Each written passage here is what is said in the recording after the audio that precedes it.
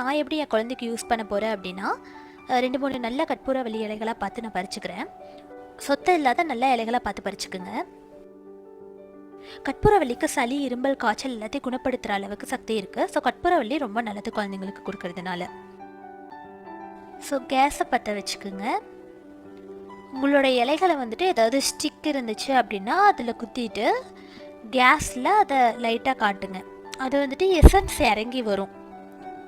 So அந்த essence இறங்கிறதுக்காக நம்ம என்ன பண்ணுறோன்னா அதை ஹீட் பண்ணுறோம். ஸோ பார்த்தீங்கன்னாவே தெரியும், அந்த ஓரத்தில் இருக்க இலைகள்லாம் அப்படியே லைட்டாக ஒரு வாட்டர் கண்டென்ட்டாக மாறும். ஸோ அந்த மாதிரி மாறுற ஸ்டேஜ் ஃபுல்லாக ஆனதுக்கப்புறம் அந்த இலைகளை எடுத்து நம்ம தனியாக வச்சிடலாம். இதே மாதிரி உங்களோட மற்ற 2 இலைகளையும் சேர்த்து அதே மாதிரி பண்ணிக்கிங்க. ஸோ கற்பூரவள்ளி தலையை வந்துட்டு கை குழந்தைங்களுக்கு கூட நம்ம கொடுக்கலாம் அந்த சாறு அப்படின்னு சொல்கிறாங்க.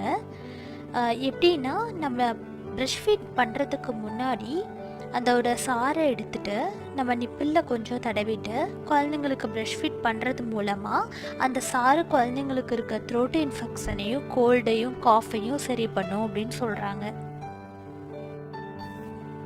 ஒன்ஸ் மற்ற எல்லா இலைகளையும் இதே மாதிரி பண்ணதுக்கப்புறம் டைரெக்டாக குழந்தைங்களுக்கு அப்பயே அப்ளை பண்ணக்கூடாது. அதோட ஹீட் கொஞ்சம் நேரம் குழையிற வரைக்கும் நம்ம தனியாக எடுத்து வச்சிடலாம். அது ஒன்ஸ் வார்ம் ஆனதும் அதுக்கப்புறம் தான் நம்ம குழந்தைங்களுக்கு எடுத்து அப்ளை பண்ணணும். இலைகளை எடுத்து குழந்தைங்களோட நெஞ்சு பகுதியில் அதை வச்சு லைட்டாக மசாஜ் மாதிரி பண்ணிவிடுங்க.